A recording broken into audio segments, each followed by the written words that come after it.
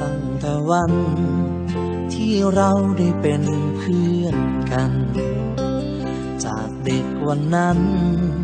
เนิ่นนานผ่านมาแค่ไหนในความรู้สึกจารึกในห้องหัวใจไม่เคยหวั่นไหวรักษาไว้ด้วยมิตรไมตรี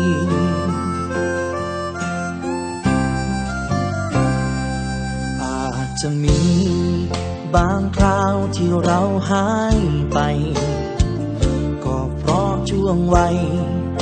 ให้เราต้องทำหน้าที่ไปมีครอบครัวมีการงานไปตามวิธีนานหลายสิบปีที่คิดถึงเพื่อนอยู่ทุกวันคำว่าเพื่อนไม่เคยเลือนหายยิ่งจากมาไกลดีใจเมื่อได้เจอกันไถ่ถามทุกสุขเรื่องราวเก่าๆเรานั้นย้อนความผูกพันรอยยิ้มนั้นยังจำได้ดี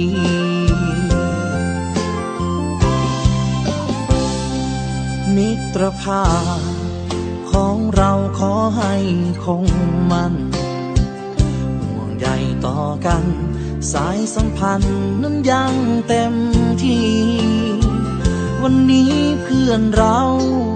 อายุมากขึ้นทุกปีนับจากวันนี้สัญญากันไม่มีวันลืม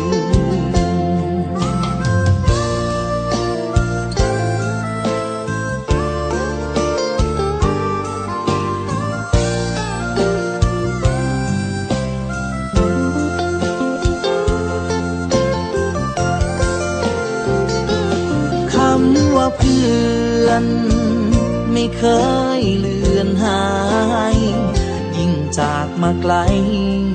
ดีใจเมื่อได้เจอกันไถ่ถามทุกสุขเรื่องราวเก่าๆเรานั้นย้อนความผูกพัน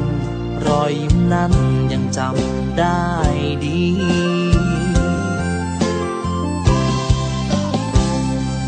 มิตรภาพ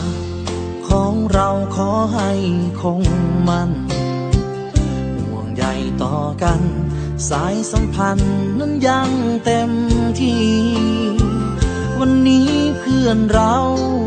อายุมากขึ้นทุกปีนับจากวันนี้สัญญากันไม่มีวันลืมนับจากวันนี้สัญญากันเพื่อนกันตลอดไป